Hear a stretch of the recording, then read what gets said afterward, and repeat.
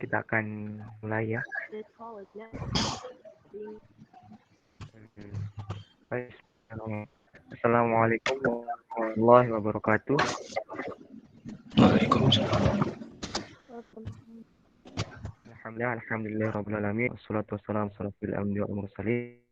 Sayyidina Muhammadin wa ala alihi wa sahbihi ajma'in amma ba'du.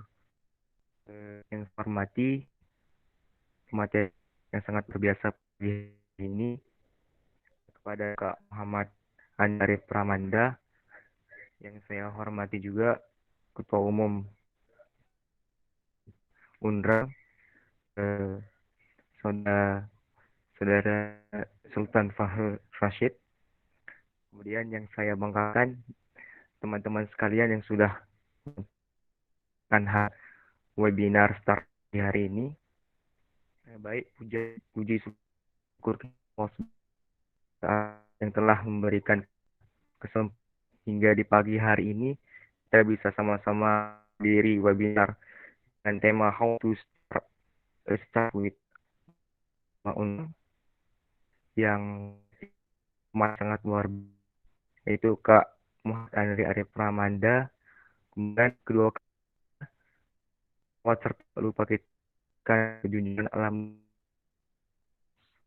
Sallallahu Alaihi yang telah dalam kegelapan menuju alam yang terang menerang, yang lazimnya kita sebut minaz zulumati ilan nur, yakni ad-dinul Islam.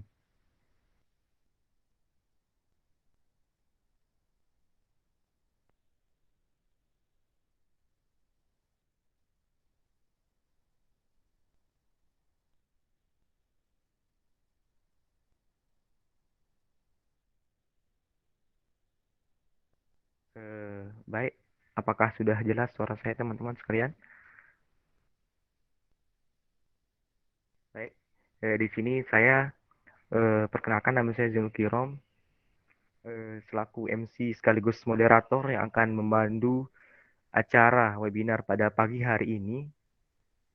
Baik, langsung saja izinkan saya untuk membacakan susunan acara pembukaan pada pagi hari ini. Pertama yaitu tilawah, yaitu pembukaan. Acara kedua yaitu tilawah. Acara ketiga sambutan. Dan acara keempat yaitu nanti acara inti, yaitu penyampaian materi. Kemudian tanya jawab dan penutupan. Baik, langsung saja teman-teman sekalian, agar lebih barokahnya webinar kita pada pagi hari ini, mari sama-sama kita buka dengan melafazkan basmalah. Bismillahirrahmanirrahim. Baik, acara kedua yaitu tilawah, yang dalam hal ini akan dilantunkan oleh saudara kita kepada saudara Irhas Anugrah Hadi. Kami persilahkan.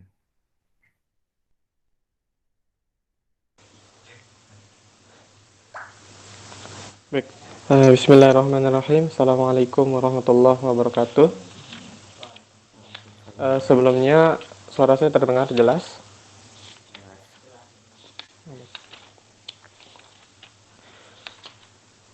A'udzu billahi minasy syaithanir rajim. Bismillahirrahmanirrahim. Lillahi ma fis samawati wa ma fil ard, wa in tubdu ma fi anfusikum aw tukhfuhu yuhasibkum bihillah, fayaghfiru liman yasha'u wa yu'adzibu man yasha'. Wallahu ala kulli syai'in qadir. Amanar rasulu bima unzila ilaihi min rabbihi wal mu'minun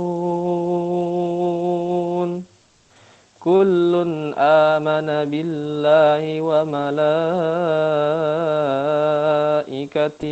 وكتبه ورسله لا نفرق بين أحد من رسله وقالوا سمعنا وأطعنا غفرانك ربنا وإليك المصير لا يكلف الله نفسا إلا وسعها لها ما كسبت وعليها ما اكتسبت ربنا لا تؤاخذنا إن نسينا أو أخطأنا ربنا ولا تحمل علينا إصرا كما حملته على الذين من قبلنا ربنا ولا تحملنا ما لا طاقة لنا به واعف عنا واغفر لنا وارحمنا أنت مولانا فانصرنا على القوم الكافرين صدق الله العظيم. Assalamualaikum warahmatullahi wabarakatuh. Waalaikumsalam warahmatullahi wabarakatuh. Semoga dengan pembacaan ayat suci tadi akan lebih membuat webinar kita pada pagi hari ini lebih barokah, teman-teman sekalian. Baik, kita lanjut ke acara ketiga, yaitu sambutan yang dalam hal ini akan disampaikan oleh Ketua Umum UKM Prima kepada Kak Sultan Fahrul Rosi. Kepadanya kami persilahkan. Oke, terima kasih moderator, sekaligus MC, sekaligus moderator ya. Bismillahirrahmanirrahim. Assalamualaikum warahmatullahi wabarakatuh. Terima kasih teman-teman semua yang telah hadir ya pada acara webinar startup yang diselenggarakan oleh Departemen Ristek.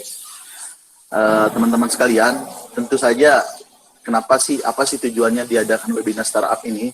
Ini untuk mempersiapkan teman-teman nanti untuk mengikuti kegiatan WDSC serta untuk persiapan kegiatan atau kompetisi akselerasi startup mahasiswa Indonesia nanti tahun depan lah.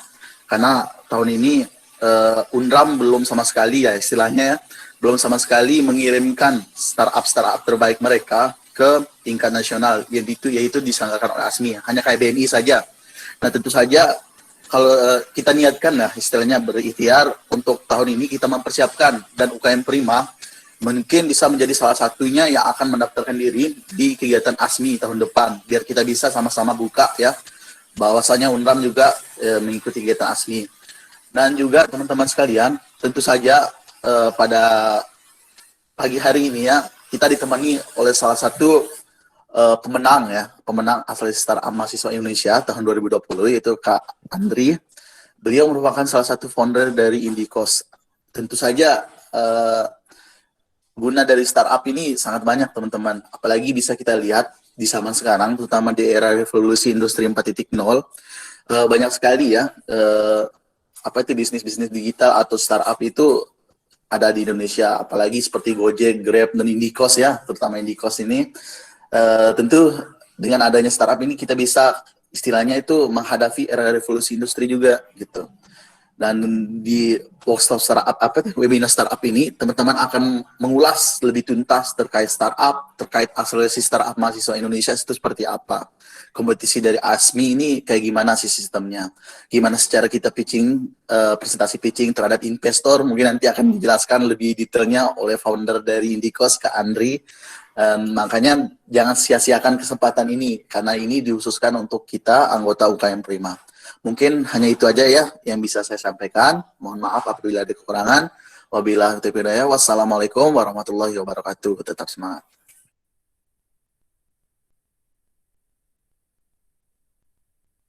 Mohon maaf, Kak Sultan mungkin sekaligus buka acara kita pada pagi hari ini. Oke, baik. Mari kita buka acara ini ya. dengan sama-sama kita melafazkan basmalah biar lebih barokah juga. Bismillahirrahmanirrahim.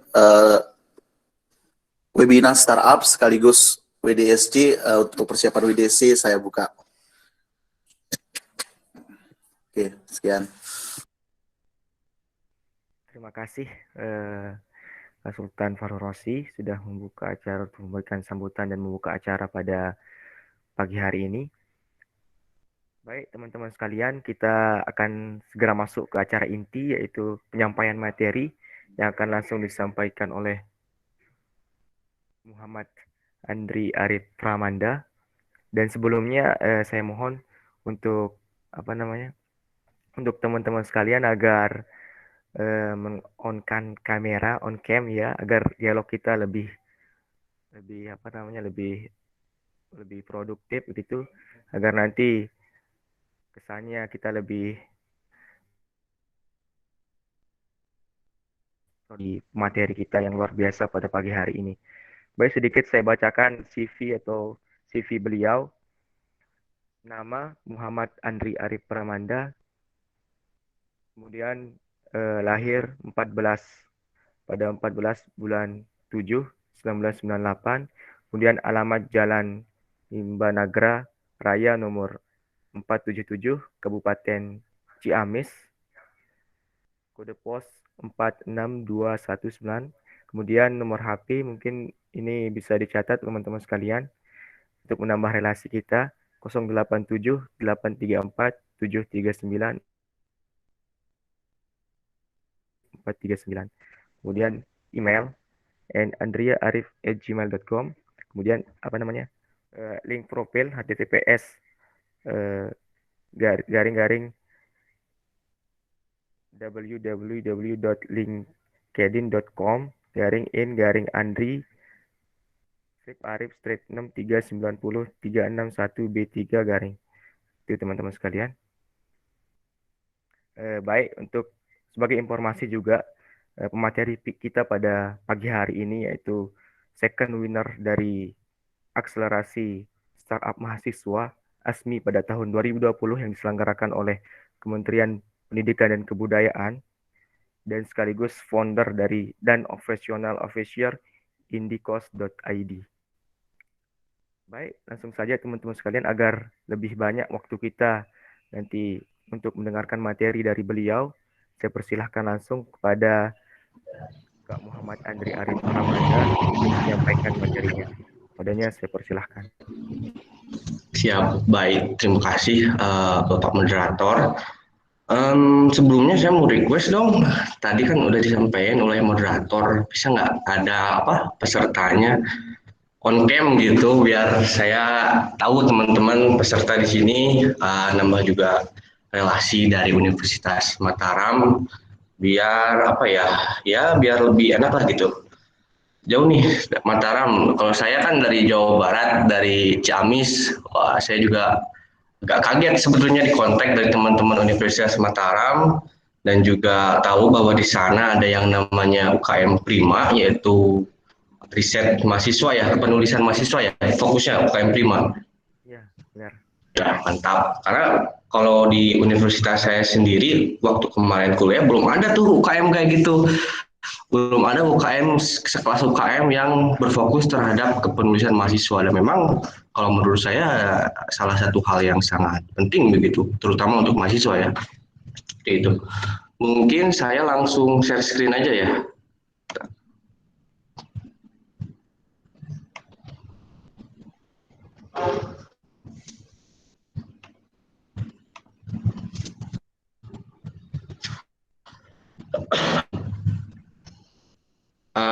Ada share screen-nya? Muncul tidak? Bentar. Siap. Belum. Belum ada. Sekarang muncul? Udah. Siap. Muncul. Itu ya. Siap. Suara aman.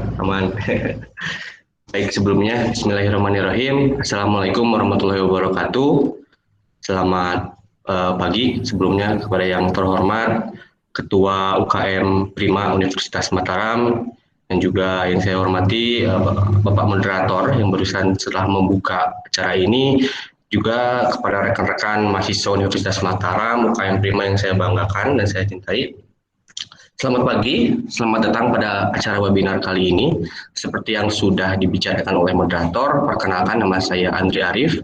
Saya adalah founder dari Indikos.id, startup yang bergerak di penyelesaian masalah mahasiswa anak rantau, dan alhamdulillahnya pada tahun 2020 kemarin memenangkan kompetisi ASMI, akselerasi startup mahasiswa, yang diadakan oleh Kemendikbud begitu. Dan sebetulnya saya sudah lulus begitu ya dari perkuliahan pada saat ini begitu. Mungkin ini teman-teman di sini pada semester berapa kuliahnya?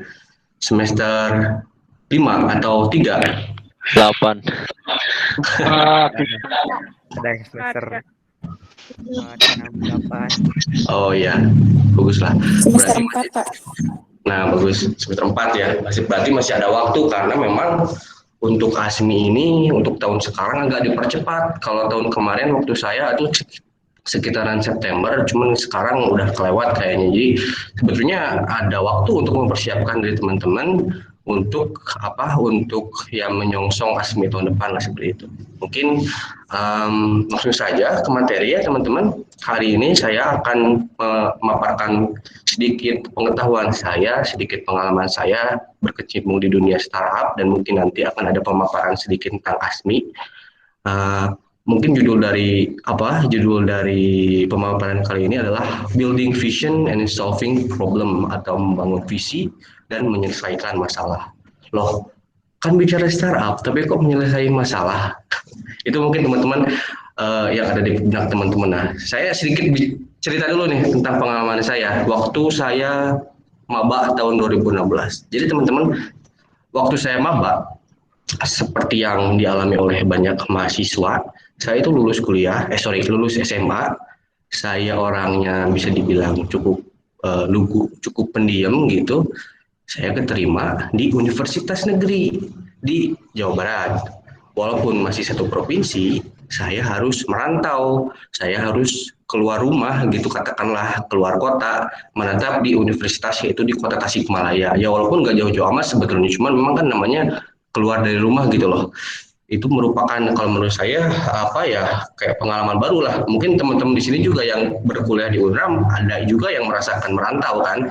Ada yang dari mana berkuliah. Nah, permasalahan paling fundamental ketika saya pertama kali berkuliah adalah saya mengalami kesulitan untuk menemukan room atau kosan yang sesuai dengan kepribadian saya. Dalam artian kan kosan banyak tuh. Ada yang bagus, harganya mahal. Ada yang bagus, harganya jauh. Ada yang dekat, fasilitasnya kurang. Nah, itu dialami oleh saya, katakanlah seperti itu.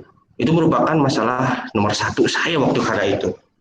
Dan di luar itu, di luar kosan, memang saya mengalami kesulitan untuk merantau ini karena tidak tersedianya informasi tentang merantau, tentang universitas, tentang perkuliahan nanti. Kan saya nggak tahu nih, waktu saya maba saya nggak tahu nanti kuliah kayak gimana ya, pertemanannya kayak gimana, nanti di sana kalau hidup sendirian, cari makan gimana, mengelola uang gimana, dan mungkin kalau saya punya pacar, walaupun pada saat itu enggak, kalau LDR nanti gimana ya kontekan sama pacar. Nah, berbagai permasalahan itu saya alami gitu, saya rasakan sendiri. Dan memang jika saya repel dan melihat dari sudut pandang yang lebih luas, ternyata toh pemilik kosan atau pemilik penginapan begitu juga kesulitan sebetulnya untuk menemukan mahasiswa sebagai konsumen mereka, terutama untuk kosan-kosan yang agak jauh sedikit dari universitas, karena memang kan pastinya maba pasti nyari yang dekat, dan banyak juga sebetulnya universitas yang kalau universitasnya luas begitu pasti kosannya nggak di situ-situ kan, pasti tersebar di beberapa daerah seperti itu. Dan teman-teman, setelah saya dulu selidiki, pelajari, ternyata permasalahan yang saya alami tidak hanya saya alami sendiri, karena pada the big picture-nya atau gambar yang lebih besarnya adalah 60% Indonesian college student atau mahasiswa di Indonesia itu adalah merantau. Dan menurut data teman-teman, mahasiswa Indonesia itu sekarang berjumlah sekitar 6 sampai 8 juta mahasiswa, dan perdagangan pertambahan 1,4 juta tiap tahun. Nah, 60%-nya adalah mahasiswa perantau, mahasiswa-mahasiswa yang seperti saya yang harus meninggalkan kampung halamannya, harus meninggalkan ibu dan ayah orang tuanya begitu untuk mengejar cita-cita, katakanlah seperti itu. Dan memang saya alami sendiri banyak sekali yang harus saya persiapkan begitu untuk merantau, dan itu memunculkan anxiety, shyness, dan worries, dan itu saya alami sendiri gitu, karena merantau ini adalah hal yang baru gitu. It's the next big things for common student atau maba, katakanlah seperti itu. Dan setelah saya analisa permasalahan itu, lalu saya bersama rekan-rekan sebetulnya waktu dulu membangun Indikos, kami menyediakan 3 solusi dari permasalahan. Ini kan tadi permasalahannya ada 3 nih. Suitable room, no easy way, and finding rooms renter without online advertisement is pretty hard, seperti itu kan. Solusi di Indikos adalah, pertama, kita menyediakan informasi yang lengkap dan terverifikasi, informasi kosannya gitu, bisa jadi fitur kosannya atau fasilitas seperti harga, dan pokoknya lengkap lah seperti itu. Dan solusi keduanya, karena kita lihat merantau itu kan nggak selamanya kosan, banyak sekali permasalahan lain yang dihadapi oleh anak rantau. Lalu kita coba beri solusi lagi dengan beberapa servis atau beberapa jasa. Nah, kita masukkan di aplikasi atau platform Indikos, sehingga Indikos menjadi all-in-one app atau satu aplikasi untuk penyelesaian seluruh kebutuhan anak rantau. Itu cita-citanya sebetulnya. Dan memang Indikos ini menyediakan juga solusi nomor 3, yaitu a new way of rooms advertisement bagi pemilik kosan tentunya kan, karena di tempat saya kuliah pemasaran kosan hanya mulut by mulut, mouth by mouth, dari katakanlah calo kosan seperti itu, dan munculnya Indikos merupakan suatu terobosan untuk di tempat saya berkuliah pada waktu itu. Nah, itu kan cerita saya nih, ini masalahnya, ini data di lapangannya, ini solusinya. Nah, ketiga faktor itu teman-teman adalah sebetulnya startup atau startup secara garis besarnya lah seperti itu. Ada permasalahan, ada data, ada solusi. Dan jika melihat secara teori, memang startup adalah organisasi rintisan yang didesain untuk menemukan model bisnis yang tervalidasi dan profitable. Atau dalam bahasa saya, startup adalah suatu pemecahan masalah atau suatu pencarian solusi dari permasalahan yang dicari model bisnisnya secara validasi dan tentu saja profitable gitu. Ada kata validasi dan profitable. Validasi itu apa sih? Nah, ini sebelum ke sana ada karakteristik of that startup gitu ya. Ada definisinya yang lain gitu. A newly set startup is a newly set up business which operate on an invalidated business model with high growth ambition and leveraging on technology. Nah, kita akan berbicara lebih dalamnya nantilah seperti itu. Cuman yang tadi kan tervalidasi. Bagaimana solusi dari permasalahan itu tervalidasi.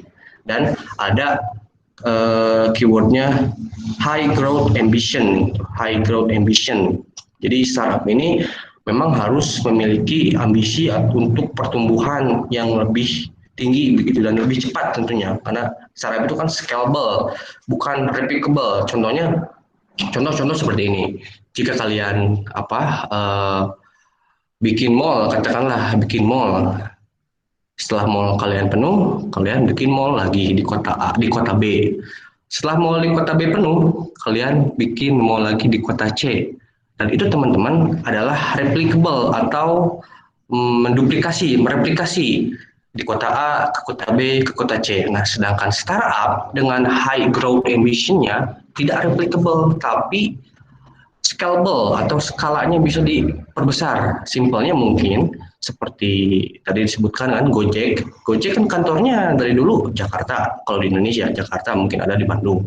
Tapi kan operasi Gojek tidak hanya di Jakarta dan di Bandung, tapi dari Sabang sampai Merauke pun kalau menurut saya sudah ada. Nah, itu yang disebut dengan scalable atau skalanya bisa diperbesar begitu. Dan itulah karakteristik dari startup, terutama yang bergerak di sektor teknologi. Karena perlu teman-teman ketahui bahwa startup ini kan usaha rintisan, tidak selamanya berkecimpung di dunia teknologi. Walaupun mungkin untuk ASMI dan untuk diskusi kita kali ini mungkin akan berfokus terhadap teknologi atau startup yang berbasis teknologi. Nah, ini contoh-contoh startupnya, kalian pasti sudah tahu semuanya, ada Gojek, Bukalapak, Airbnb, Facebook, Traveloka, dan lain-lain lah. Nah, ini background kenapa Indonesia bisa dikatakan bahwa Indonesia adalah digital energy of Asia, karena memang Indonesia dengan internet, populasi pengguna internet terbesar di dunia, keempat terbesar dan dengan 2 terbesar pertumbuhannya, dan ya sebetulnya Indonesia berada di nomor 1 untuk startup paling banyak dengan jumlah startup paling banyak di Asia Tenggara dan 5 di dunia sebetulnya. Dan banyak berkembang di Indonesia ini kayak seperti community dan movement yang bergerak di sektor digital, di sektor startup, walaupun memang belum merata seluruh Indonesia begitu. Kebanyakan masih berada di kota-kota besar seperti Jakarta, Bandung, Jakarta, dan mungkin kan ada wacana juga pemerintah membangun semacam Silicon Valley Indonesia kan itu di Sukabumi. Nah, memang kedepannya PR pemerintah sebetulnya ini agar bagaimana sih pergerakan community dan movement, tidak hanya pemerintah sebetulnya, dengan teman-teman di sini termasuk acara webinar kita kali ini merupakan community dan movement bagaimana pengembangan startup bisa merata di seluruh bagian Indonesia gitu, karena kan permasalahan banyak di seluruh Indonesia, pasti banyak masalah dong. Dan apakah startup hanya berkompetisi atau berkecimpung di kota-kota besar? Tentu tidak seperti itu. Ini data yang ada, Indonesia dengan 2.100 jumlah startup, terbanyak nomor 5 di dunia kan. Nah, itu data latar belakang startup di Indonesia. Terus balik lagi ke materi kita, ke materi yang menunjang ASMI, yang seperti yang saya sampaikan, how to identify a real big problem. Nyambung dengan tadi yang saya katakan, bisnis model yang tervalidasi. Tervalidasi itu apa? Tervalidasi itu artinya bisnis model kalian, solusi dari permasalahan kalian betul-betul menyelesaikan masalah dan betul-betul menyelesaikan betul-betul dibutuhkan oleh target market kalian, target pasar kalian. Nah, bagaimana untuk mengidentifikasinya? Nah, ini contoh dulu sebelum ke sana. Ada Uber identify real big, solve real problems. Masalahnya karena kepemilikan mobil kan mahal, lalu muncul Uber, atau kalau di Indonesia mungkin GrabCar seperti ini. Uber adalah salah satu nomor 1 lah gitu di dunia di Amerika. Lalu ada Apple pada masa tahun 70 karena komputer pada waktu itu didesain jelek dan didesain tidak ramah, itu Apple menjadi solusi permasalahan tersebut. Facebook sebagai platform untuk menghubungkan university student pada awalnya di Harvard, cuman memang karena bisnis modelnya tervalidasi dan banyak orang menggunakan di luar Harvard pun, dan sampai sekarang kan seluruh dunia gitu salah satu perusahaan leading di internet gitu selain Google. Dan kalau di Indonesia ada contoh mungkin Gojek ya. Gojek menyelesaikan masalahnya karena motorbike supply and demand inefficiencies, karena tidak efisiennya pasar supply and demand di segi motor gitu ya, di sektor transportasi gitu. Memang Gojek saya highlight ini banyak, ada juga permasalahan yang diselesaikan oleh Gojek adalah karena Indonesia merupakan negara termacet kedua di dunia, dan Gojek was invented to solve this problem in Indonesia gitu. Gojek merupakan pencarian solusi atau pemecahan masalah dari masalah ini, masalah bahwa Indonesia termacet kedua di dunia seperti itu. Tapi teman-teman perlu ketahui, banyak sekali bisnis atau startup terutama yang tidak berhasil katakanlah, atau yang gagal. Kenapa gagal? Banyak faktor sebetulnya. Nah, salah satu faktornya adalah membangun sesuatu atau sebuah produk atau jasa yang tidak diinginkan oleh siapapun. Itu adalah the most common problem atau masalah paling besar mungkin katakanlah seperti itu. Dan menurut data ada 9 dari 10 startup gagal. 90% kemungkinan berhasilnya adalah 10%.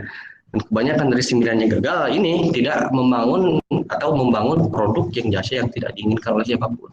Nah, bagaimana untuk membangun yang jasa dan produk yang diinginkan atau yang market fit katakanlah begitu? Kalian harus melakukan validasi. Nyambung lagi seperti yang apa saya sampaikan sebelumnya. Oke, next. Bagaimana untuk melakukan validasi, teman-teman? Yang perlu teman-teman ketahui dalam membangun startup, pertama adalah tentukan goal, tentukan tujuan. Bagaimana? Itu pertama adalah membangun hipotesis. Hipotesis apa yang ingin divalidasi? Dan hasil validasi sebenarnya bisa membantu teman-teman menentukan produk apa yang dibutuhkan oleh konsumen atau target pasar kalian. Nah, apa sih hipotesis? Apa sih? Tadi validasi balik lagi. Nah, next. Kalian harus membangun sebuah hipotesa dengan ada basic template-nya. Ini sebetulnya secara teori ya. Ada teorinya bahwasanya hipotesa akan didengungkan seperti ini. Menurut kami, target pasar bisa melakukan ini atau menggunakan ini untuk alasan ini. Contoh, kalau di Indikos, menurut kami, mahasiswa rantau sebagai target pasar bisa mencari kosan melalui platform Indikos, solusi kami, untuk menghindari calo kosan, untuk menghindari penipuan, untuk mempermudah dalam merantau. Nah, itu contoh hipotesa yang coba saya bangun bersama rekan-rekan saya di Indikos seperti ini adalah template-nya. Nah, mungkin teman-teman nanti ke depannya tolong bisa membuat hipotesanya sendiri begitu. Jadi kalian harus tahu gitu target pasarnya siapa, solusinya apa, dan kenapa solusi itu bisa dibutuhkan oleh target pasar. Nah, untuk mengetahui hipotesa itu benar atau salah, itu kan hipotesa masih seperti awal penelitian ya. Kalau nanti di skripsi hipotesa itu di awal gitu, pasti apakah berpengaruh atau tidak itu di skripsi, itu di awal. Nah, bagaimana untuk menguji atau memvalidasi hipotesa itu? Memang kebanyakan orang menggunakan SurveyMonkey atau Google Form, mungkin banyak juga yang menggunakan ini sebagai survei katakanlah kepada calon konsumen. Dan teman-teman perlu teman-teman ketahui, saya menyatakan bahwa ini salah. Menggunakan survei konsumen, menggunakan Google Form atau SurveyMonkey merupakan hal yang kurang benar katakanlah seperti itu. Karena contohnya ini nih, would you use this product in the future? Wah, semuanya cukup setuju, strongly agree, 80% agree. Lalu nomor 3, do you think this is innovative service? 80% agree. Jadi semuanya hampir setuju. Tapi kenyataannya tidak semuanya memakai produk kita, tidak semuanya produk kita dinilai inovatif. Karena pada dasarnya survei-survei seperti ini hanya untuk memverifikasi bahwa A itu benar, B itu salah, gitu seperti itu. Dan sebetulnya yang kita perlu lakukan bukan verifikasi, tapi balik lagi validasi. Lalu bagaimana dong untuk melakukannya? Adalah dengan cara mewawancara, dengan cara turun ke jalan katakanlah seperti itu, bertemu dengan calon market potensial kalian dengan melalui wawancara. Nah, ini ya, quotes lagi. There are no facts inside the building, so get the hell outside. Tidak ada fakta di dalam gedung. Jadi keluar untuk bertemu calon konsumen gitu. Cuma ada yang perlu diperhatikan teman-teman dalam wawancara. Hati-hati juga ya. Karena memang di wawancara pun walaupun kita sudah bertemu dengan calon konsumen, mungkin mereka tidak 100% jujur. Loh, kenapa? Karena mungkin mereka peduli denganmu, takut kamu sakit hati katakanlah, atau kecewa jika mereka tidak berkata sesuai dengan yang diinginkan. Jadi mereka cuma bilangnya apa yang kamu ingin dengar. Mungkin contoh wawancaranya ini, kamu suka nggak? Kamu bakal pakai nggak? Pakai. Padahal mereka tidak seperti itu. Mereka hanya iya aja katakanlah di depan kalian gitu. Nah, untuk menyelesaikan masalah ini teman-teman ada yang namanya demom test, yaitu 3 langkah mudah katakanlah dalam mengatasi masalah tadi. Nah, 3 langkah mudah itu seperti apa? Atau demam test itu seperti apa? Pertama, dalam wawancara, biarkan mereka cerita soal hidupnya, curhat, masalah, ide-ide yang tidak ada relevansinya, kamu sudah mencarinya. Lalu kedua, tanya hal-hal spesifik dari pengalamannya. Kapan kamu terakhir kali bla bla bla bla bla.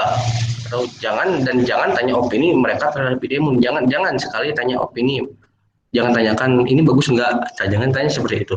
Dan ketiga, dengarkan dari hati, kata per kata, dan perhatikan bahasa tubuh. Apakah permasalahan yang mereka alami adalah permasalahan yang benar-benar suatu permasalahan, atau hanya mereka, oh nggak apa-apa, seperti itu. Dan ini adalah Montes. Ini ada contohnya, ada. Nanti akan saya berikan contohnya. Sebelum ke contoh, mungkin yang perlu teman-teman pikirkan, pertama, tipe pelanggan yang akan jadi respondennya seperti apa, target sampelnya seperti apa, dan timeline dan format riset, dan daftar pertanyaan tentu saja. Itu harus diramu sebelumnya. Nah, ini teman-teman ada contohnya. Jika kita membuat produk yang menyelesaikan masalah X, apakah kamu pakai? Kedua, untuk sesuatu yang X, kira-kira kamu bersedia bayar berapa? Jika aku membuat X, apakah kamu tetap memilih solusi yang kamu sudah punya? Nah, ini adalah apa teman-teman? Pertanyaan benar atau salah?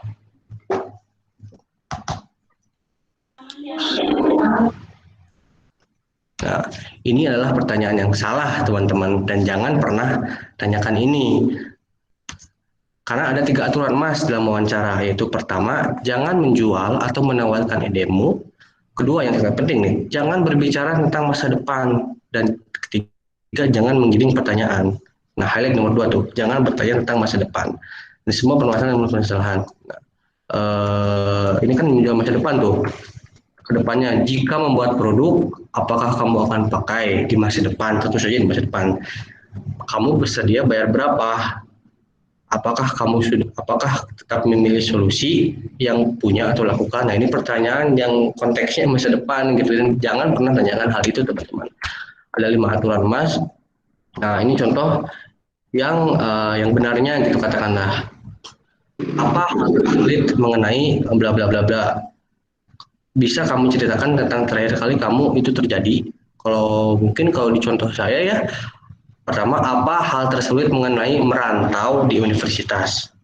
Itu yang pertama. 2, bisa kamu ceritakan kapan terakhir kali itu terjadi, atau kesulitan mencari kosan kapan terakhir kali?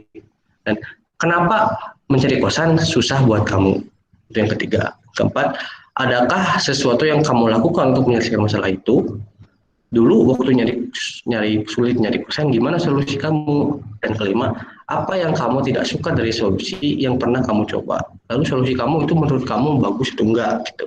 Itu adalah 5 pertanyaan emas yang bisa teman-teman lakukan sebagai modal untuk melakukan validasi seperti itu. Nah, contoh saat travel food, jangan apa hal tersulit dalam mencari paket tur kuliner, karena itu terlalu spesifik. Dan apa hal tersulit ketika menjadi turis? Terlalu luas kan, karena travel food jadi turis gitu. Lalu lakukanlah apa hal tersulit dalam menjadi turis backpacker gitu. Ini sudah medium gitu, antara ini terlalu spesifik dan ini terlalu luas. Nah, ini contoh saja. Dan tujuan kalian teman-teman di sini adalah untuk memahami apakah ada permasalahan yang memang layak untuk dipecahkan. Gali cerita. Contohnya, coba ceritakan gimana saat bla bla bla. Tanya pertanyaan terbuka, coba bantu jelaskan. Ini contoh-contoh pertanyaannya ya. Mungkin nanti di-share saja sama panitia untuk materinya. Kenapa banyak? Nah, ini banyak juga pertanyaan-pertanyaannya. Jangan menyela, jangan terlalu semangat, lihat inkonsistensi, jangan takut jika ada modal memendiam seperti itu.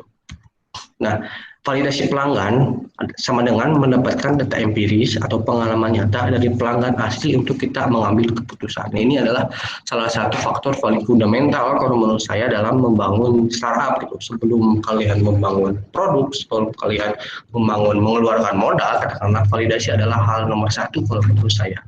Nah, contoh lain, kamu suka nggak dengan ide baruku. Salah, jangan pernah tanyakan ini karena mereka nggak penting mereka suka atau enggak. Apakah mereka benar-benar punya masalah dalam hal yang perlu dicari. Kira-kira kamu mau beli produk atau jasa ini? Ini pun salah, mudah untuk bilang iya pada masa depan. Apakah kamu mau bayar 100.000 untuk produk atau jasa ini? Ini benar atau salah teman-teman? Salah. Ya, karena mungkin orang tidak jujur jika mereka mendengar mereka bisa menebak apa yang mereka mau dengar. Nah, kapan terakhir kali masalah ini terjadi? Ini benar atau salah? Benar. Ya. Nah, Benar. siap. Berarti sudah paham ya? Sudah paham ya mengenai validasi ini contohnya. Paham. Ya, kenapa masalah ini penting buatmu? Nah, ini karena ini benar juga karena membantu mereka memahami tujuan, motivasi, masalah dan realitas mereka. Apa dampak dari masalah ini juga benar. Jika tidak ada hasil atau implikasi, berarti masalah ini mungkin tidak terlalu penting. Ya mungkin kalian juga punya solusi dari permasalahan, padahal permasalahannya nggak penting-penting amat gitu. Ini juga salah satu permasalahan bagi startup, katakanlah. Coba jelasin kapan terakhir kali membantu itu benar dan membantu kamu memahami perjalanan mereka. Gimana cara kamu menyelesaikan masalah ini untuk mencari solusi mereka? Jika mereka tidak mencari cara untuk menyelesaikan masalah, berarti mereka tidak akan mencari atau membeli ide kita karena kalau menurut mereka mungkin solusi mereka udah benar gitu. Tidak perlu kalian membangun startup untuk menyelesaikan masalah mereka, katakanlah seperti itu. Kamu tahu nggak orang lain yang menghadapi masalah yang sama? Nah ini pertanyaan yang benar dan untuk mengetahui, untuk mengenalkan kamu dengan pelanggan potensial lainnya. Contoh kan tadi saya mengalami kesulitan merantau dan tidak hanya saya mengalami kesulitan itu, tapi juga banyak mahasiswa lain gitu. Ini pertanyaan ini bisa menjadi salah satu bahan gitu atau dasar untuk hal itu. Nah, selanjutnya teman-teman lakukan percobaan bagi target jumlah responden beberapa batch, mulai dengan batch pertama dengan rencana eksekusi dan bagi-bagi tugas dengan tim teman-teman. Lalu ukur apakah data yang didapat sesuai dengan asumsimu. Artinya apa tuh untuk perkembangan produkmu ke depan? Bisa jadi karena hipotesis yang tadi awal kalian buat tidak sesuai dengan kenyataan di lapangan. Nah, itu sangat mungkin terjadi teman-teman, dan ketika hal itu terjadi tidak apa-apa, kalian harus membuat hipotesa baru dan uji kembali hipotesa tersebut dan buat pedoman riset agar jadi pedoman timmu gitu kan. Be agile, be humble, dan be curious itu. Nah itu sekilas tentang validasi bisnis, validasi startup sebagai dasar pembangunan startup. Nah ini perlu saya sampaikan teman-teman karena memang yang tadi itu 9 dari 10 startup adalah gagal gitu, dan termasuk faktor yang mempengaruhinya adalah mereka membuat bisnis yang tidak diinginkan oleh konsumen, dan bagaimana caranya itu tadi melakukan validasi. Nah itu sedikit sekilas gitu. Next mungkin saya sampaikan tentang ASMI atau akselerasi startup mahasiswa teman-teman. Itu adalah suatu movement, suatu kompetisi juga yang diadakan oleh Kementerian Pendidikan dan Kebudayaan. Kalau tahun kemarin waktu saya menjadi peserta bekerja sama dengan banyak stakeholder, salah satunya adalah Angin adalah venture capital dari Singapura dan menjadi salah satu judges-nya. Lalu ada juga Mr. Nalin Singh, dia orang India, dia seperti inkubator startup yang bekerja sama dia dengan putranya B.J. Habibie, Ilham Habibie gitu. Dia menjadi mentor waktu saya dulu, dan tujuan perlu saya sampaikan teman-teman, tujuan dari ASMI ini pertama meningkatkan motivasi kewirausahaan, membangun ekosistem startup di kalangan mahasiswa, itu umum lah gitu. Nah ini yang spesial dari ASMI adalah mengakselerasi startup mahasiswa Indonesia untuk menjadi investor ready dan mempersiapkan startup mahasiswa Indonesia menjadi startup global. Nah perlu ditekankan teman-teman, investor ready untuk diinvestasi, ready untuk diberikan dana, katakanlah seperti itu. Jadi bukan yang mengikuti ASMI ini bukan seperti KBMI yang punten kalau menurut saya baru konsep seperti itu, baru sebatas proposal atau PKM katakanlah, yang usahanya itu baru jalan gitu. Nah, sedangkan ASMI ini usahanya atau startupnya sudah jalan. Kalau nggak salah sudah jalan 6 bulan, sudah memiliki banyak atraksi seperti bisa jadi follower Instagram atau user atau mungkin konsumen. Atraksi-atraksi ini sudah didapatkan atau di bootstrapping oleh startup itu dan menjadi investor ready karena teman-teman banyak ada banyak yang mindset gitu, wrong mindset atau mindset yang salah gitu sebetulnya. Kalau mau buka startup harus punya investor atau punya modal dulu, harus punya uang dulu. Nah, sedangkan jika kalian berbicara tentang angel investor atau venture capital, mereka pun sekali menyuntik dana nggak kecil, kadang minimal puluhan juta lah katakanlah. Apakah kalian siap atau apakah startup kalian siap untuk mempertanggungjawabkannya puluhan juta itu, mempertanggungjawabkannya di depan investor dan mungkin bisa mengembangkan startup kalian menjadi lebih maju, katakanlah itu adalah PR selanjutnya begitu. Dan di ASMI ini si startup yang lolos yang berhasil kemarin minimal 100 besar adalah yang sudah investor ini. Mereka platform sudah ada, website atau aplikasi sudah ada, atraksi sudah ada, transaksi katakanlah seperti itu kan. Mungkin sekarang adalah waktu yang tepat untuk teman-teman karena memang ada waktu untuk sampai tahun 2022 berarti ya untuk mengikuti startup ASMI selanjutnya. Ada waktu dari sekarang. Nah, ketiga adalah membangun network startup mahasiswa Indonesia. Betul, karena saya sekarang jadi kenal dengan mahasiswa startup dari Riau, dari Telkom, dari Kalimantan, banyak kota, banyak penjuru di Indonesia gitu.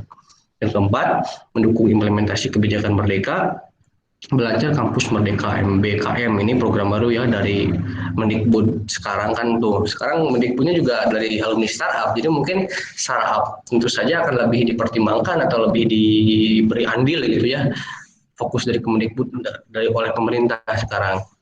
Nah, ini bentuk kegiatannya dari ASMI ini ada dua. Pertama adalah semacam workshop SSAC, untuk workshop, seminar, dan coaching oleh para startup founder dan profesional digital. Waktu saya itu dulu dari founder Pinhome, alumni Gojek juga, lalu beberapa yang punya IPIMU, founder IPIMU, lalu ada kalau nggak salah tech leader dari Gojek, kalau nggak salah. Banyak orang-orang yang betul-betul highly profesional gitu yang memberikan webinar dan isinya daging semua teman-teman, termasuk mungkin yang tadi saya sampaikan merupakan beberapa saya dapatkan dari waktu kegiatan workshop itu, workshop waktu ASMI gitu. Itu sangat berguna teman-teman untuk pengembangan startup dan pengembangan kompetensi diri saya sebetulnya seperti itu. Nah, kalau waktu dulu itu dari ratusan pendaftar lalu diseleksi secara administrasi yaitu melalui pitch deck, nanti akan bicara pitch deck, lalu mengikuti SSAC ini yaitu webinar, dan itu 100 besar dari peserta ASMI. Nah, setelah melalui workshop dan seminar dan coaching beberapa hari akan diadakan pitching di depan, kalau waktu itu awalnya di depan kementeriannya, pitching atau presentasi di depan kementerian. Nah, dari 100 besar ini diseleksi kembali menjadi 25 besar, dan 25 besar ini mengikuti mentoring yaitu bersama startup founder Indonesia sampai akhir program, katanya seperti itu. Dan waktu saya itu dari Mr. Nalin Singh gitu. Mr. Nalin Singh bekerja sama dengan Ilham Habibie, waktu itu acaranya sama Ilham Habibie, putranya B.J. Habibie. Dan untuk startup yang lolos tahap mentoring ini, teman-teman mendapatkan pendanaan sebesar 25 juta berupa dana hibah dari Kemendikbud seperti itu. Dan di akhir mentoring itu diadakan lagi pitching lagi, dan ditentukan pemenang dari pitching tersebut. Katakanlah simpelnya seperti itulah. Nah, ini nanti selanjutnya ini syarat dan seleksinya mungkin tiap tahun juga sama. Pertama terdiri dari 3 sampai 5 mahasiswa aktif, memiliki startup digital nih selama minimal 6 bulan ya, dan memiliki pitch deck. Nah itu teks. Nah pitch deck itu apa sih? Ya pitch deck itu sebetulnya kayak resume atau ringkasan dari startup teman-teman, diringkas menjadi 6 sampai 10 slide presentasi gitu. Mungkin kalau bicara pitching agak panjang ya, harus ada sesi lain gitu. Tapi simpelnya seperti itulah. 10 slide presentasi, kalian mulai dari tujuan bisnis kalian, permasalahan apa yang kalian coba selesaikan, solusi masalah apa, dan bagaimana market size atau dynamics potensi pasarnya. Karena jika pitching kan aslinya di depan investor, dan tentu saja investor kan mindsetnya uang kan, bagaimana mereka investasi di startup kalian, uang itu menjadi investasi itu menjadi bertambah. Ini tentu saja melihat potensi pasarnya banyak enggak. Kalau di saya kan mahasiswa, saya sampaikan 6 juta mahasiswa, 1,4 juta penambahan seperti itu, dan juga ada kompetitor startup kalian, lalu produknya, snapshot produk, ya bagaimana startup mengenai permasalahan, memetakan dautan web atau mobile apps. Nah ini perlu ditekankan ya, karena semua peserta ASMI yang sudah lolos 100 besarnya memiliki minimal web atau mobile apps gitu. Dan ini lebih dipertimbangkan untuk lolos ke tahap selanjutnya, karena memang ASMI ini fokusnya pada teknologi, startupnya startup tech gitu. Lalu ada bisnis modelnya, bisnis model startup bagaimana bisa mendapatkan revenue, rencana jangka pendek dan jangka panjang, dan lalu ada proyeksi keuangan saat ini hingga 3 tahun ke depan. Bisa berupa pendapatan, profit, atau key metrics traction. Jadi sebetulnya banyak juga teman-teman waktu ASMI itu startupnya belum menghasilkan uang, termasuk mungkin Indikos pada waktu itu menghasilkan uang, cuman belum yang katakanlah banyak gitu, hanya beberapa rupiah begitu. Cuman karena kita sudah memiliki aplikasi, sudah memiliki traksi, conversion rate, key metrics-nya sudah terhitung, itu jadi salah satu faktor itu. Dan terakhir tim dan keahlian setiap personelnya.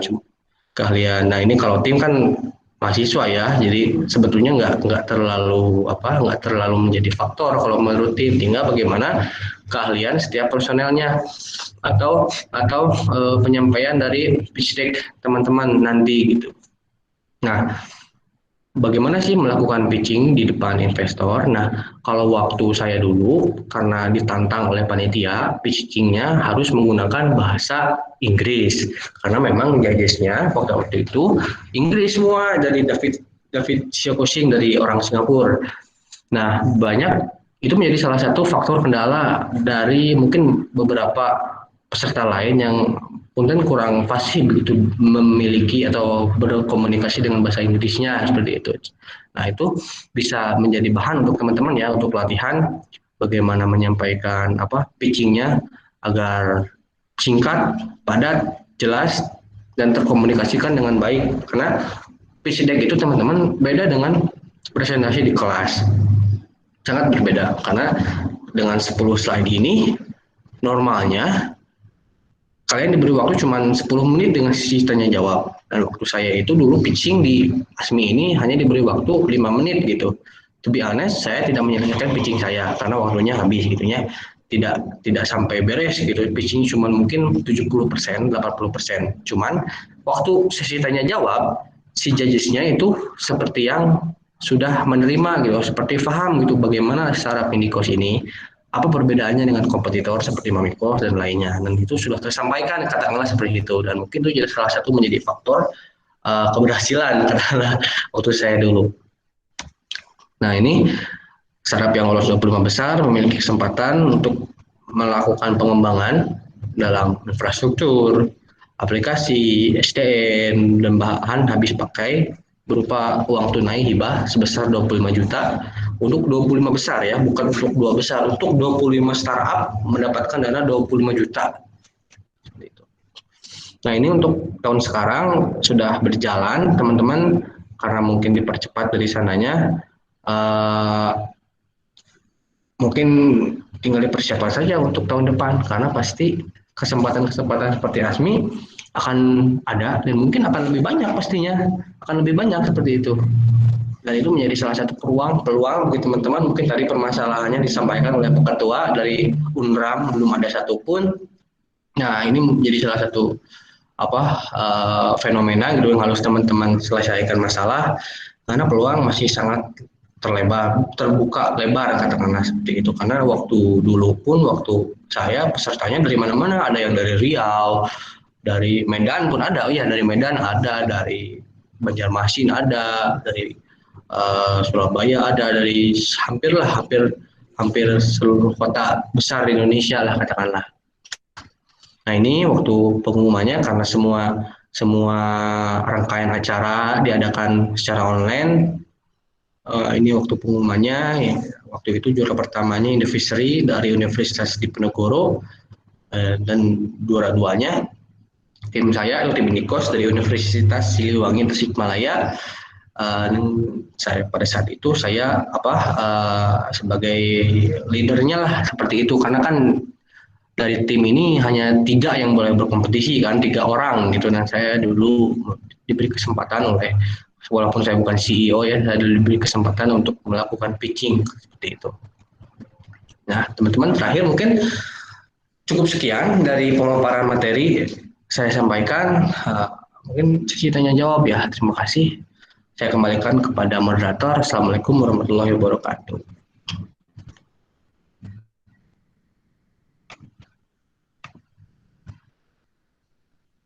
Baik, terima kasih Kak Andri. Baik, untuk peserta yang lain agar lebih, saya ingin mengecek semangatnya teman-teman di sela-sela puasa ini agar kita senantiasa tetap bersemangat ya. Kita punya jargon prima, Kak Andri. Nah, mungkin teman-teman bisa on mic. Kita sama-sama jargon prima agar kita guncangkan tempat Google Meet ini, teman-teman sekalian. Kenapa dia nih? Ada kelihatan, tidak bisa oke. Baik, kita punya jargon prima, Kak Andri. Kalau saya bilang UKM Prima Unram, jawabnya salam riset, salam inovasi, begitu. Ya. Baik, teman-teman bisa on mic ya, walaupun tidak bisa on mic. UKM Prima Unram, salam inovasi. Ya, puasa walaupun hari Minggu ya, hari orangnya istirahat, orang-orang hebat memang orang-orang prima ini. Mungkin kita langsung saja masuk ke sesi tanya jawab. Untuk teman-teman yang ingin bertanya bisa langsung on cam sekaligus on mic tentunya, ataupun menekan lambaian di fitur Google Meet-nya. Silahkan yang ingin bertanya.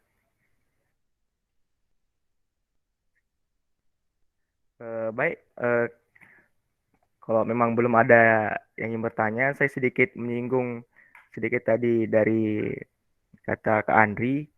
Untuk mendapatkan investor kita butuh startup yang sudah ready begitu. Jadi di sini saya ingin bertanya tips-tips untuk mendapatkan investor besar itu bagaimana, Kak Andri? Di luar kita tidak sebagai pemenang di ASMI ataupun tidak pernah mengikuti kompetisi, bagaimana cara agar kita bisa dapat investor besar untuk mendukung startup kita? Mungkin itu dijawab. Dan untuk teman-teman yang bisa menyiapkan pertanyaan ya, berhubung ini pemateri yang luar biasa, mungkin bisa bertemu dengan beliau, bisa bertatap muka, bisa bertanya langsung dengan second winner dari ASMI. Ya, siap. Langsung jawab aja nih, atau gimana? Silahkan, bisa langsung dijawab. Iya. Untuk tips untuk bertemu investor, katakanlah seperti itu. Sebetulnya kalau dari pengalaman saya ada dua faktor untuk bertemu atau apa ya, kalau bertemu aja sih di sosial media kan bisa aja gitu. Bagaimana untuk bekerja sama, mungkinnya seperti itu, bekerja sama dan investor itu bisa mau menginvestasikan uangnya gitu. Ada dua faktor. Pertama dari produk kalian dan kedua dari personal kalian. Jadi tidak semata-mata produk itu apa menjadi faktor utama ya, karena memang investor itu tidak hanya berinvestasi di dalam produk kalian, tapi investor juga berinvestasi dalam pribadi kalian, dalam personal kalian. Dalam artian kalian harus memiliki integritas, harus memiliki kompetensi, dan harus memiliki emotional quotient-nya atau dapat dipercaya gitulah. Contoh mungkin contoh simpelnya mungkin teman-teman ini mau minjemin uang nih ke si A, tapi kalian tahu si A itu orangnya rada pelit atau rada susah untuk ditagih. Apakah kalian mau meminjamkan uang? Kan mungkin kalian juga pikir-pikir lagi gitulah. Atau mungkin kalian mau berbisnis dengan teman kalian, tapi kalian tahu teman-teman kalian itu orangnya pemalas, orangnya katakanlah nggak tahu apa-apa tentang dunia bisnis, orangnya kurang bagus. Nah, kalian mau nggak? Kan mungkin kalian juga pikir-pikir lagi. Nah, itu menjadi contoh simpelnya katakanlah seperti itu. Nah, bahwa investor pun berinvestasi pada diri kalian. Jadi diri kalian itu harus memiliki integritas, kompetensi dan dapat dipercaya oleh investor, karena investor pun tidak mau dong nggak mau dong uangnya katakanlah dibawa kabur, uangnya dibawa pergi katakanlah dibawa pergi, nggak mau investor pun. Nah, itu menjadi faktor kedua, personal. Dan nomor satunya produk, balik lagi seperti yang tadi dibicarakan di pitching, produknya harus kayak gimana, apakah menyelesaikan masalah orang banyak atau potensinya besar gitu. Nah, kedua hal itu, produk dan personal itu sebetulnya disampaikan atau kalian bisa perlihatkan waktu pitching, karena waktu pitching itu investor tidak hanya melihat produknya tapi melihat juga personalnya. Nah, bagaimana cara kalian menyampaikan ide, cara kalian berkomunikasi, cara kalian berbicara itu menjadi salah satu faktor juga kalau menurut saya. Dan memang jika ingin mendapatkan investor di Indonesia banyak sekali sekarang, seperti yang disampaikan kan, movement mengenai komunitas, sesi pitching, banyaklah di Indonesia untuk mendapatkan investor gitu. Dan walaupun di luar acara itu, kalau memang rezekinya bisa saja ketemu investor. Contoh mungkin sedikit sharing ya, saya dulu pernah ketemu dengan investor asal Malaysia, walaupun dia tidak menginvestasikan uang, dia menginvestasikan di hal lain ya, hal lain di luar keuangan gitu. Dan itu menjadi aset yang sangat berharga juga. Dan saya ketemu beliau pun tidak disengaja, on purpose gitu kan. Kalau memang sudah rezekinya, memang mau gimana lagi. Nah, seperti itulah simpelnya. Seperti itu. Baik, terima kasih Kak. Ada pertanyaan lagi dari teman kita, dari Kak Hazi. Yang pertama, startup itu lebih mementingkan kualitas aplikasi atau marketingnya. Yang kedua, jika pemecahan masalahnya hanya untuk satu wilayah, sedangkan wilayah lain tidak terpecahkan dikarenakan sesuatu alasan, apakah bisa atau kita mengganti ide agar permasalahannya lebih luas? Ya.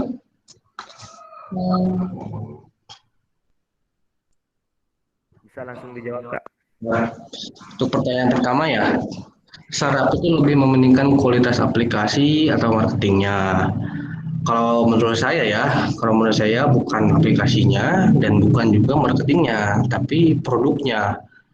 Produknya itu apakah benar-benar menyelesaikan masalah ataukah tidak, atau kurang menyelesaikan masalah gitu. Sedikit sharing lagi teman-teman, waktu dulu saya membangun Indikos 2018 belum ada aplikasi. Berarti kan kualitas aplikasi coret ya, karena belum ada aplikasi. Kita masih by media. Ya, Facebook. Pukul saya. Tadi jadi saya.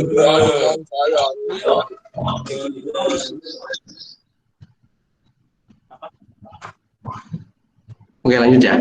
Nah, waktu saya dulu Indikos kan nggak ada aplikasi waktu awal itu, masih sosial media, masih Facebook, masih Instagram. Dan pun marketing, saya waktu inget dulu tuh kita nih namanya mahasiswa, uang dari mana gitu, nggak punya budget buat marketing, buat buat Instagram Ads, buat bayar endorse. Kita pun nggak ada gitu. Kita hanya sosial media by sosial media, mouth by mouth, mulut ke mulut, rumah ke rumah, katakanlah seperti itu. Nah itu kalau menurut saya, apakah meningkatkan kualitas atau marketing? Pertama, mementingkan produk terlebih dahulu. Produknya apakah menyelesaikan masalah atau tidak. Setelah dinilai produk itu cocok menyelesaikan masalah, baru kalian bangun aplikasinya. Kalian bangun marketingnya seperti itu. Itu menurut saya next step-nya lah seperti itu. Dan kalau menurut saya antara aplikasi dan marketing mungkin setelah produk aplikasi mungkin kalau menurut saya aplikasi setelah produk ya, tapi kalau menurut saya nomor satunya produk. Nah kedua, jika pemecahan masalahnya hanya untuk satu wilayah, sedangkan wilayah lain tidak terpecahkan dikarenakan sesuatu alasan, apakah bisa atau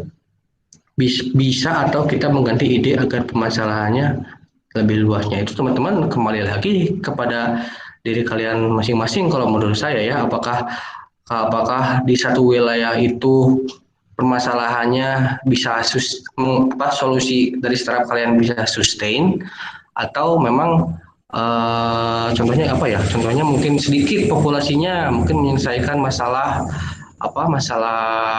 A, mungkin sedikit potensinya sedikit ya, mungkin baik lagi teman-teman apakah memilih untuk mengganti ide atau pivot begitu, ataukah atau berfokus kepada penyelesaian masalah. Karena kaitannya kalau menurut saya, kalau masalahnya di satu wilayah dan ruang lingkupnya kecil, itu pun sebetulnya tidak apa-apa, cuman kaitannya ke depannya mungkin tidak bisa scalable atau tidak bisa diperbesar skalanya begitu ya. Sedangkan kan kalau startup yang bagus, satu pemecahan masalah bisa digunakan di beberapa daerah, katakanlah seperti itu. Dan itu pun banyak faktor sebetulnya. Contoh waktu indikos di kota saya, di universitas saya menjadi terobosan gitu, katakanlah karena mencari kosan via online. Sedangkan kan di kota-kota besar sudah ada kompetitor lainnya. Jadi bukan tidak mungkin, tapi susah gitu untuk bersaingnya. Tapi kan lambat laun ketika Indikos di Tasik sudah mendominasi, bisa berjalan ke kota-kota lainnya. Dan sekarang Indikos sudah ada di 17 kota di Indonesia dengan 800 properti lah, kisaran seperti itu. Dan balik lagi kembali ke diri teman-teman atau diri founder startupnya, apakah ingin fokus di satu wilayah atau mengembangkan gitu. Is it matter of time lah, katakanlah seperti itu. Nanti juga bakal ketemu kok solusinya, agar asal kalian terus fokus dan terus gigih gitu, seperti itu. Baik, apakah ada pertanyaan lagi teman-teman sekalian? Silakan. Izin bertanya ya Kak, kan dalam ASMI itu ada persyaratannya, yaitu saat berjalan selama 6 bulan. Nah, dalam yang berjalan itu dalamnya gimana Kak? Apakah kita sudah validasi atau ketika sudah ada pengguna atau gimana Kak? Terus yang kedua, ini kan dalam pandemi COVID-19. Nah, dalam Indikos itu apa aja tantangannya Kak selama pandemi? Apa aja Kak? Jawab. Oke. Si panitia ASMI ini kan menulisnya harus minimal jalan 6 bulan. Walaupun pengalaman saya nggak pernah tuh ditanya, startupnya udah jalan berapa bulan, startupnya udah jalan berapa lama gitu, nggak ditanya seperti itu. Itu mungkin hanya sebatas persyaratan formalitas gitu, karena ya memang yang lebih penting dari startup yang mengikuti ASMI itu sudah memiliki produknya sudah tervalidasi, sudah memiliki traksi, sudah memiliki web atau aplikasi. Itu yang lebih penting gitu ya, daripada harus jalan 6 bulan. Kan percuma kalau kalian startup jalan 6 bulan tapi transaksi belum ada, aplikasi belum ada. Itu juga kurang direkomendasikan untuk mengikuti ASMI, kurang dipertimbangkan gitu. Jadi Ya betul, kalau menurut saya fokusnya lebih di pengembangan produknya, harus ada pengguna dulu, harus betul-betul menyelesaikan masalah, harus ada aplikasinya, baru pede ngikutin ASMI-nya seperti itu. Nah, lalu kedua, selama pandemi, tantangan ASMI ini,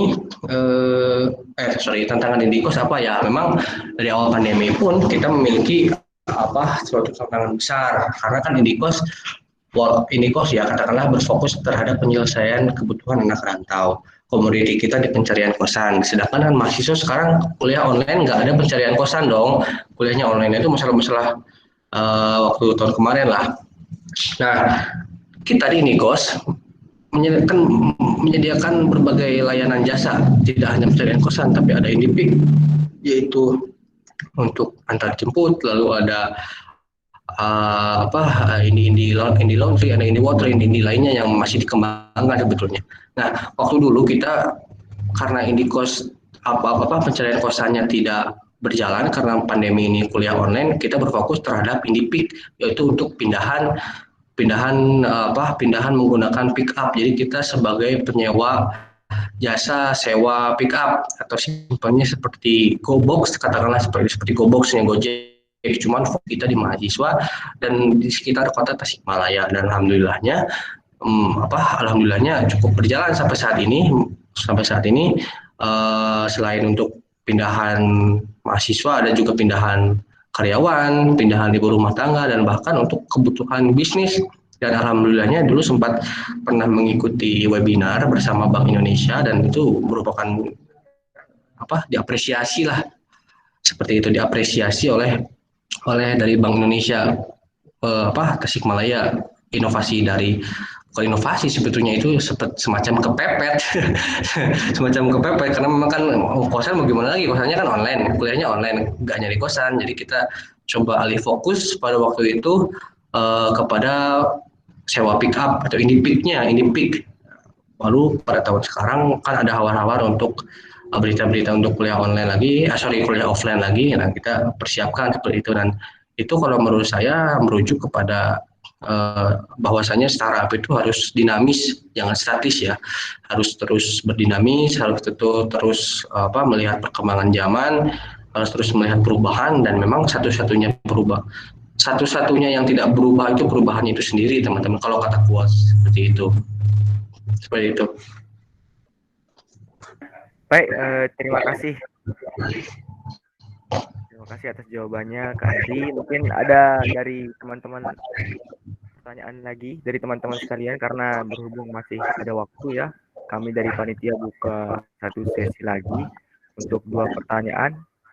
Mungkin ada dari teman-teman yang ingin bertanya atau masih penasaran tentang ASMI, silahkan.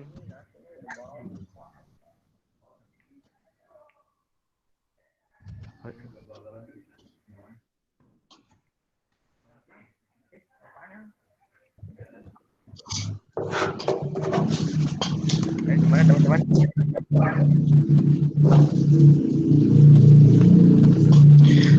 Nanti materinya di-share aja ya sama panitianya ke teman-teman. Iya Kak, nanti kita share ke grup. Ya.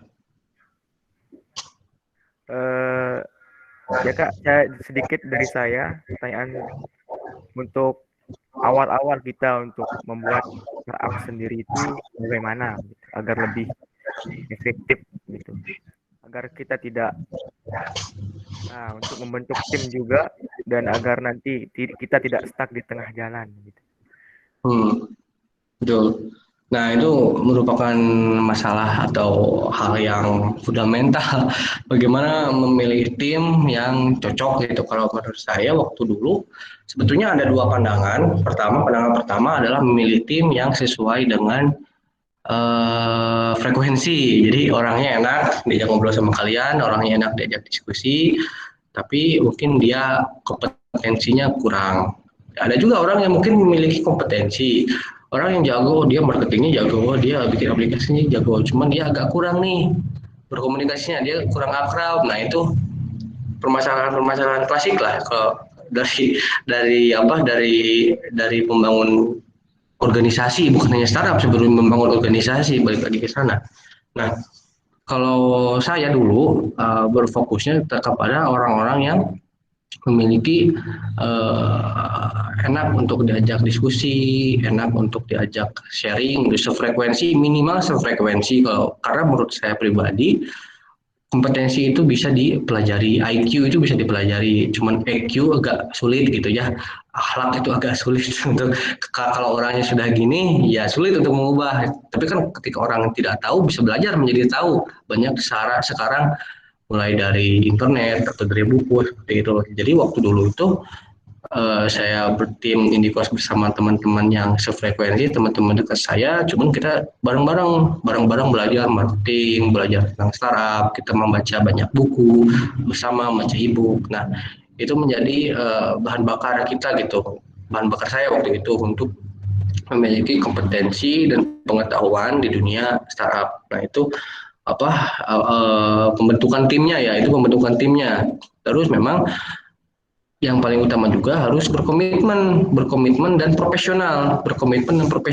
Jangan sampai startup ini susah atau berhenti di tengah jalan. Nah, itu makanya dari awal harus mencari orang-orang yang berkomitmen dan profesional. Dan jika pun berhenti di tengah jalan, bagaimana kelanjutannya? Apakah bubar katakanlah seperti itu, ataukah mencari ide lain atau melakukan pivot seperti itu? Nah, itu harus diperhitungkan dari awal seperti itu. Dan jika ingin membangun startup dari awal, pertama mungkin generating ideas, lalu membangun tim. Setelah membangun tim, melakukan diskusi mengenai validasi yang tadi, baru terjun ke pendesainan produk. Dan selanjutnya membangun aplikasi, marketing, investor. Nah, itu mungkin next step lah, katakanlah seperti itu, next step itu jangan. Nah, teman-teman yang harus teman-teman ketahui juga bahwasanya bikin startup itu nggak mudah. Bikin startup itu banyak sekali perjuangan, keringat, pikiran, betul-betul harus kalian curahkan seperti itu. Dan tips saya mungkin trust the process gitu, percaya pada prosesnya, percaya pada diri kalian, percaya kepada bisnis kalian, percaya kepada teman-teman juga. Walaupun banyak kesusahan, jika memang itu adalah sesuatu hal yang benar atau startup itu adalah menjanjikan, pasti suatu saat pun akan membuahkan hasil gitu. Contohnya mungkin sedikit cerita saya, mungkin ya Asmi itu salah satu keberhasilan kami gitu di Indikos, membuahkan hasil. Dan itu adalah buah dari suatu proses yang dilakukan oleh kami selama beberapa lama, katakanlah seperti itulah simpelnya.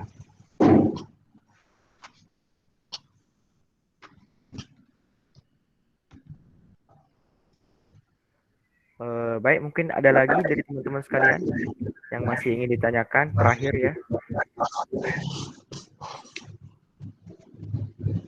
Silakan mungkin dari peserta yang lain. Apakah ada pertanyaan? Jadi peserta ini UKM-nya berarti dari berbagai fakultas ya? Ada fakultas apa aja? Dari berbagai fakultas, dari fakultas semua fakultas di universitas. Wah, mantap. Prima ini UKM terbesar di Unram, di Universitas Mataram. Jadi bisa dikatakan semua mahasiswa berkecimpung di Prima sendiri. Ini ada pertanyaan Kak di kolom chat, masalah terpenting ketika membangun Indikos dan hal apa yang dilakukan untuk mengatasi masalah tersebut. Masalah terpenting ketika membangun Indikos dan hal apa yang mengenai tersebut. Well, langsung jawab ya. Waktu awal-awal membangun Indikos, teman-teman, kita kan perlu waktu dulu berfokus kepada pencarian kosan. Sedangkan kan kita nggak punya database kosan, kita gimana nawarin ke konsumen cari kosan Indikos ketika kita nggak punya list kosannya. Nah, pada waktu itu kita benar-benar turun ke kosan-kosan, rumah ke rumah di sekitar universitas, mengetuk pintu, Pak, Bu, kosannya mau nggak join sama Indikos? Pak, Bu, mau nggak kosannya diiklanin di Indikos? Dan teman-teman, perlu teman-teman ketahui, dari 13 kosan yang saya ketok pada hari pertama, yang menerima cuma satu. Semuanya menolak karena semuanya berpikir, oh Indikos itu apa suatu hal yang aneh gitu, suatu bisa memberikan kejahatan karena memang pada saat itu mindset dari orang-orang sekitar kampus saya belum semaju mindset orang-orang di kota-kota besar. Jadi melihatnya Indikos itu eh, bisa memberikan efek yang buruk begitu bagi warga sana karena bisa memberikan mahasiswa yang cari kosan ke Indikos itu mungkin mahasiswa yang pengedar narkoba, mahasiswa yang jahat, mahasiswa yang mana. Padahal kan tidak seperti itu. Padahal kan tidak seperti itu. Kami hanya mencoba mencari solusi begitu. Nah, itu permasalahannya. Kalau menurut saya masalah nomor pertama yang kita hadapi bagaimana caranya mengubah mindset, mengubah pola pikir masyarakat bahwasanya Indikos itu tidak menarik atau tidak memberikan kerugian, tapi kami mencoba membantu malah dan mencoba memberikan solusi. Nah, pada waktu itu bagaimana kita mengatasinya? Dulu sempat kita disangka eh, apa kayak orang jahat gitu ya, dimusuhin oleh orang-orang di sekitar kampus. Serius, gak bohong ini. Disangka penjahat. Saya sempat kayak didatengin gitu sama oknum-oknum gitu ya, yang ya katakanlah simpelnya kayak dulu Gojek sama ojek pangkalan kan saling berseberangan gitu, saling bertolak belakang, ada gesekan. Nah, saya pun Indikos pun dulu sempat bergesekan dengan calo-calo kosan offline, calo-calo kosan tradisional. Nah, dulu kami melakukan pendekatannya yaitu pendekatan langsung kepada pemilik kosan. Karena pada dasarnya pemilik kosan ketika ditawarkan orang yang akan kos pasti kan mereka nerima kok. Pasti mereka gak bakal nolak. Jadi kita pendekatannya seperti itu. Jadi kita berfokus kepada pendekatan fungsi dari produk ini bahwasanya kita tunjukkan ke orang-orang, Bu, ini produk kita tuh benar, ini kita beri penghasilan buat ibu, kita bantu pemilik kosan mendapatkan mahasiswanya gitu. Dan itu pun secara tersirat ya, bukan saya ngomong bu ini tidak, tapi saya dengan berjalan waktu, dengan saya melakukan bersama teman-teman, saya memberikan manfaatnya, membuktikan manfaatnya, dan alhamdulillah pun sekarang lambat laun diterima, itu sekarang sudah diterima, dan orang-orang yang bergesekan dengan saya dulu pun itu lambat laun menjadi ingin bekerja sama begitu dengan Indikos, katakanlah seperti itu. Nah, itu masalah yang saya alami dan yang solusinya gitu. Nah, perlu digarisbawahi, balik lagi kalau berusaha balik lagi seperti yang saya sampaikan tadi bahwasanya di startup harus terus berdinamis, harus terus berdinamika gitu, mengikuti perkembangan zaman termasuk perkembangan potensi pasar kalian kan, itu stakeholder kalian, pemilik kosan kalau dari saya. Jadi jangan putus asa ketika saya ditolak. Oh enggak, saya nggak jadi bikin startup karena ditolak. Nah, analisa dulu ditolak itu gara-gara apa, apakah memang benar kita yang salah ataukah mereka yang mungkin belum memahami. Dan pada kasus saya mereka memang belum sepenuhnya memahami dari manfaat Indikos. Cuman sering berjalan waktu, alhamdulillah sampai sekarang 17 kota di Indonesia. Seperti itu.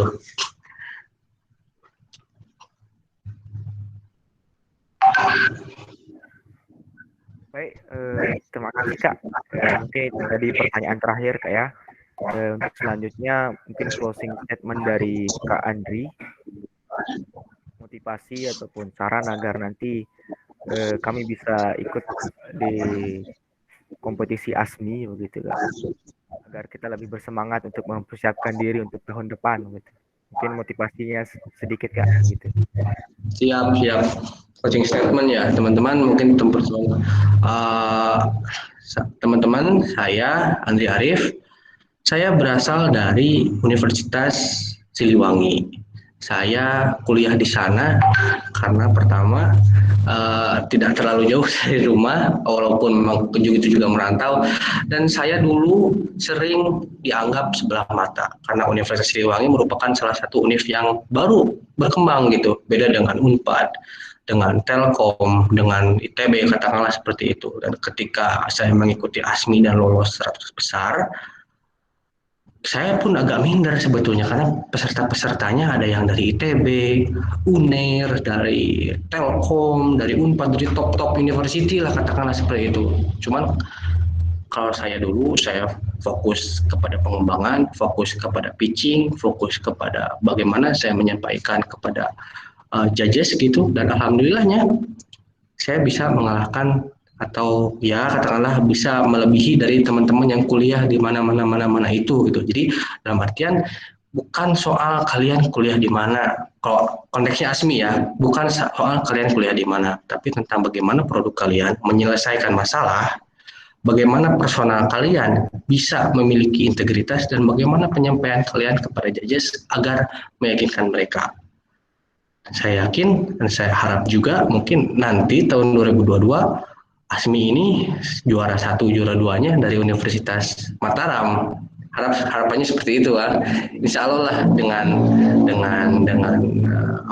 pergerakan ini awalan dari UKM Prima ini bisa menjadi suatu batu loncatan untuk kedepannya. Insya Allah seperti itu.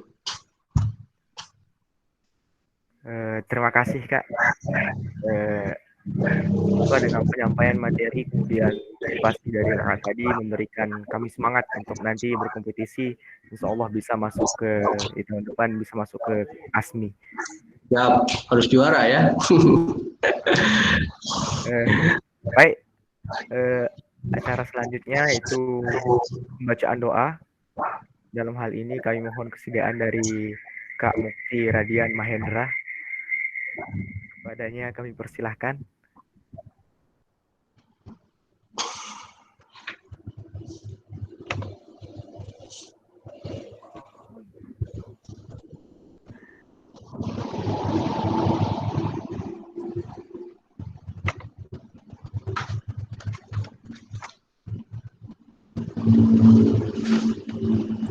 Bismillahirrahmanirrahim. Assalamualaikum warahmatullahi wabarakatuh. Untuk menutup kegiatan kita supaya apa yang kita memang visikan bisa berjalan dengan maksimal ke depan, marilah kita tutup acara ini dengan membaca doa ya. Auzubillahi minasyaitonirrajim. Bismillahirrahmanirrahim. Alhamdulillahirabbil alamin hamdan yuwafi ni'amahu wa yukafi'u majidah. Ya Rabbana lakal hamdu kama yanbaghi li jalali wajhikal karim wa 'azimi sultanik. Allahumma shalli ala sayyidina Muhammad wa ala ali sayyidina Muhammad. Allahumma inna nas'aluka salamatan fid din wad dunya wal akhir wa afiatan fil jasad wa sihhatan fil badan wa ziyadatan fil ilmi wa barakatan fil rizqi wa taubatan qabla al-maut wa rahmatan indal maut wa maghfiratan ba'dal maut. Allahumma hawin alaina fi sakaratil maut wa najatan minan nar wal afwa indal hisab. Rabbana atina fid dunya hasanah wa fil akhirati hasanah wa qina adzabannar. Subhana rabbika rabbil izzati amma yasifun wa salamun alal mursalin alhamdulillahi rabbil alamin. Amin amin ya rabbal alamin. Sekian, assalamualaikum warahmatullahi wabarakatuh. Terima kasih kepada Kak Mukti Radian Mahendra.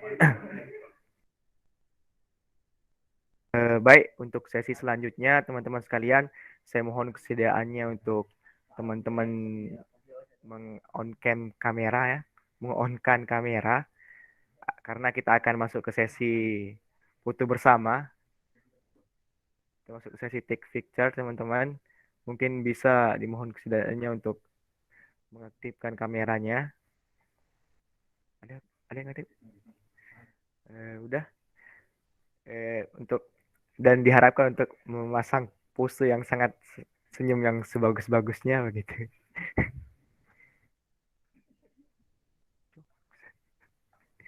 Udah. Baik, saya hitung dari 1 ya. 1, 2, 3. Lagi. Baik. Lagi sekali ya. 1, 2, 3. Udah. Baik, sudah. Mungkin terakhir ya, jargon kita untuk terakhir. Saya mohon kesediaannya teman-teman sekalian untuk on mic ya. Baik. Saya hitung dari 1, 2, 3. UKM Prima Unpad. Semangat